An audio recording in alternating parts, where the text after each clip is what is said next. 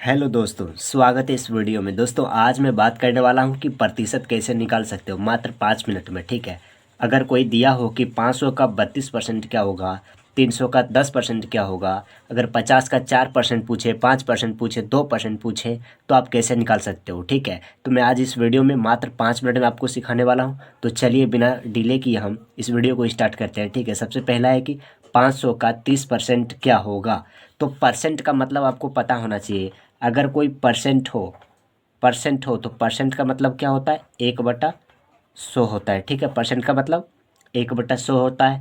और का मतलब क्या होता है, और दूसरा चीज़ याद रखना है कि का मतलब क्या होता है, तो का मतलब होता है गुना। ठीक है, इतना ही आपको याद रखना है। तो चलिए पहला नंबर को हम सॉल्व करते हैं।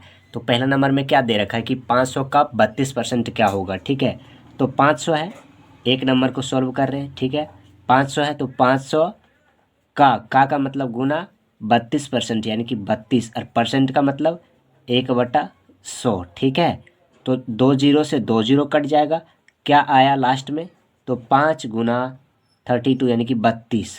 अब क्या करेंगे, इसको गुना करेंगे। ठीक है, तो 5 दूना 10 का जीरो, बाकी है 5 तिया 15 और 1 16, यानी कि 160 जो होगा वो क्या हो जाएगा, एक नंबर का आंसर, यानी कि 500 का 32% होगा 160। ठीक है, तो चलिए अब आगे के प्रश्नों को देखते हैं। दूसरा नंबर क्या है कि 300 का 10%। ठीक है, दूसरा नंबर 300।